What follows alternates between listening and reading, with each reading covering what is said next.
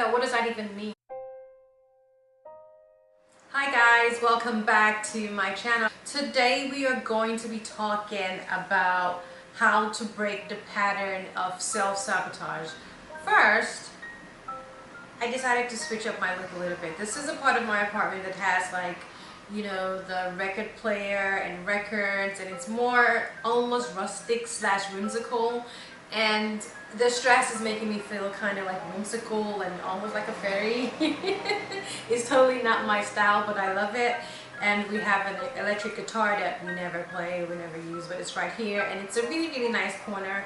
And I thought, you know what, why not? Why not switch my style up and change my shooting location for today? So this is where we are, and I kind of like it actually. Today we're talking about how to break the pattern of self-sabotage.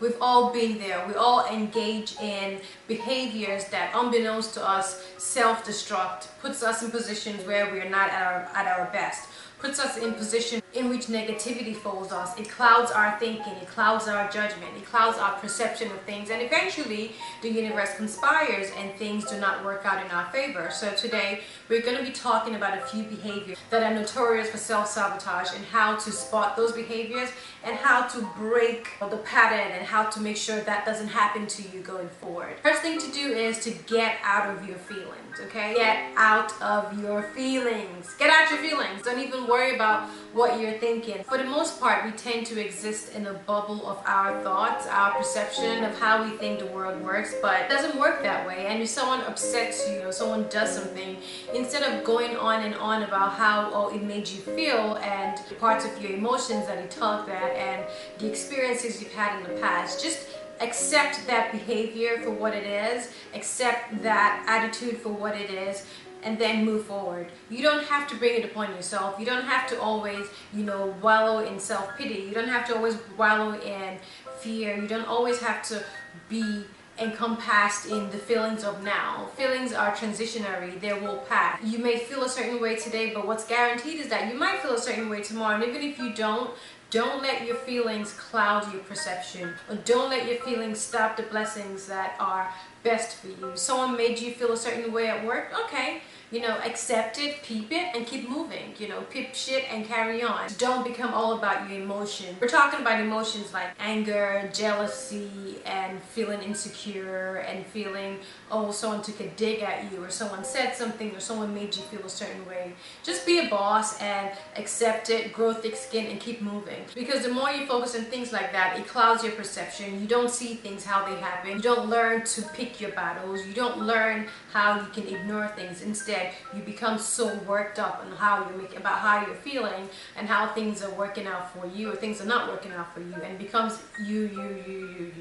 So if you really want to break the pattern of self-sabotage, the first thing you need to do is to get out of your feelings. And then second, try to compartmentalize your relationships. The video that I recently did talking about fake friends, social media friends, and real friends, the message behind that video was compartmentalizing your friendships. When you compartmentalize the people you surround yourself with, you get to know what to expect. You know that I expect this behavior from my coworker because he or she is not a friend, he or she is a coworker. I expect to get this kind of behavior from my family member because he or she has no filter, has no incentive in making me feel the best, instead just wants the best for me. So I know how to process that relationship. I have XYZ expectations from my friends because in the realm of friendship, people are in it for different reasons. People are their great friends and they're fake friends. They're social media friends and they're real friends, and they're fake friends and then they're real friends. Like that in and of itself warranted a separate video, which is what I did a couple of weeks ago. But nonetheless, know which lane each person stays. Like demarcate each lane, have boxes, mental boxes where you put the relationships that you have with people. Because if you intertwine those relationships, you may find yourself expressing your feelings, be it self-doubt, or even your plan for growth, your plan for success, or your next career move. You may find yourself telling to the wrong person and getting the wrong feedback, and in a situation like that, the next thing you know, things didn't work out for you because you listen to feedback of someone who should not be in that category in which you're placing them. You listen to feedback from a family member about issues that affect your relationship, knowing fully well that that family member may not be as empathetic or understanding as maybe your friends, because your friends have dealt with things like that in the past and they're more understanding. Or you're dealing with a coworker and you're telling your coworker certain ambitions and goals, and then you find out that that coworker has not only has the same ambition and goals, but has then used your information and what you provided to them in the comfort of your friendship to foster the growth of her own career. And at that point, there's nothing you can do. There's nothing you can say about it, because those sentiments are the kind of sentiments you only express to family members or friends. So if you're able to compartmentalize your friendships, your relationships, then you can see clearly, you can act within the sphere of each relationship, and then chances of you engaging in self-destructive behavior or self-sabotaging your plans becomes minimal. Next, we all need to embody this idea. We need to understand this. What other people think of you is not your business. What is your business is what you think about you. You are the most important person in the universe. When you came into this world, apart from if you're a twin or a triplet, you came by yourself. And when you die, you are going to go down 6 feet under by yourself. Or even if you get cremated, your ashes are going to be spread out. It's still going to be only you. So when you understand that the biggest critique in life should be you, the biggest cheerleader in life should also be you, the opinions of other people should not shape you. The opinions of other people should not shape how you see yourself. The opinions of other people shouldn't shape your goals and your aspiration for life. People have preset ideas of who you are. People have perceptions of who you are. People have boxes in which they want to put you. People have labels in which they attach to you without even knowing who you are. And then sometimes those things change over time. Sometimes it stays the same. But the last thing you should worry about is trying to figure out what other people think about you and trying to change it. I actually did have a conversation with a friend who is hell-bent on making everyone at her job like her. Like, it makes her happy.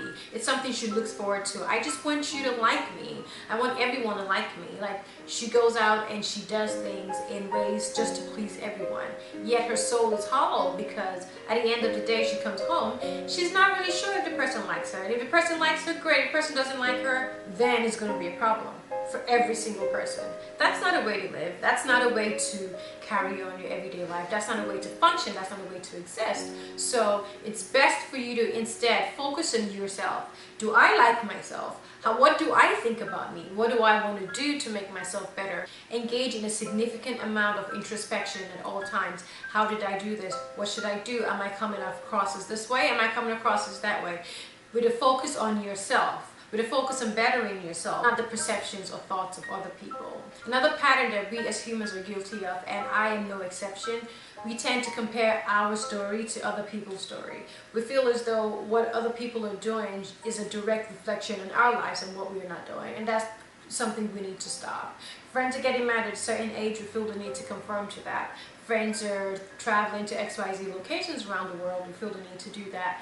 Friends are going out to dinner and posting pictures, we feel the need to do the same thing. We don't accept the life that we have. We don't accept the beauty of the life that we're given. We tend to try to look at someone else's life and compare at all times, trying to figure out how life can be just like them, instead of trying to figure out how our lives can be better for us, how our lives can be better for our fulfillment to the extent that we can, in the confines of our resources, between the confines of our reality. It's funny, I've heard this saying before and it never resonated with me clearly until about a couple of years ago.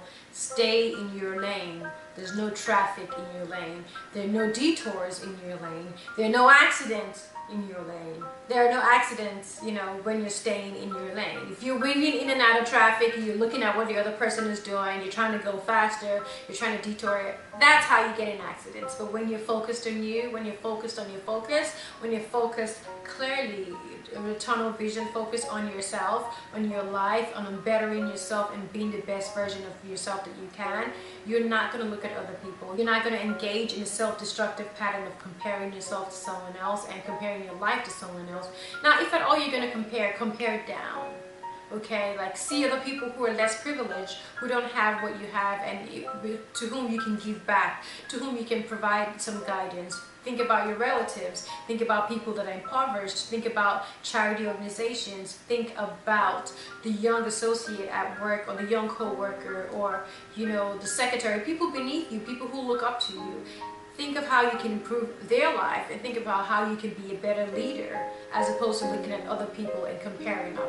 Because nothing great comes from doing that. Nothing positive comes from doing that. Instead, all you're going to get is feelings of envy, dissatisfaction at your life, depression, feeling of not being good enough, feeling of not being where you need to be in life, wherever the hell that's supposed to be. Like, what the hell? What does that even mean? So resist the urge to compare your life to other people's lives. And finally, trust the process. Trust the timing of your life. Trust the process. Believe that all things are working together for your good. Not just because it's in the Bible, but because you hope and believe it. You affirm it. Believe that experiencing you getting in XYZ profession, in XYZ relationships, are shaping you, are molding you, are propelling you further towards your greater goal, towards that great relationship, towards that satisfaction, towards your hopes, your dreams, and aspirations. Trust that every experience, trust that every mishap in life happens to you for a reason. Trust and learn. Trust the process of your life, learn from your experiences, and believe that your timing will be right. People end up sabotaging their lives and sabotaging their opportunities by being in a hurry, by trying to figure out, oh, when is this going to happen for me? When is this going to happen for me? Why isn't this happening for me? It happened for that person, I want it to happen for me. Or, I need this now, I need this now. And they start making decisions that reflect a lack of patience, or that could sometimes be illegal, or affect relationships, or affect their positions at work. And next thing you know, they find themselves in situations where things are not working out for them. They either find themselves having lost their relationship, in jail, under investigation, or just something that, you know, leads you to a downward spiral. And at that point, it boils down to the fact that you were impatient. You didn't trust your life. You didn't trust the timing of your life. You didn't believe in the process. If you put it out there, the universe will conspire. If you trust and believe that this is how you want things to work out, this is what you want, things will happen for you. May not be at the time you want it, may not be the way you want it, but trust and believe that things will work out for you. And at that point, any form of self-sabotage will be incomprehensible, because you're the best version of yourself, and you trust the timing of your life, and you trust the process. I hope you guys enjoyed this video, guys. It meant a lot for me to actually put this content together. My life is not put together, hasn't always been, but it's something we can all learn from each other and teach each other, and keep on figuring out this beautiful, beautiful mess of blessings that we call life. Thanks for watching, guys. Don't forget to subscribe to my channel, and I will see you in my next video. Thanks, guys. Bye.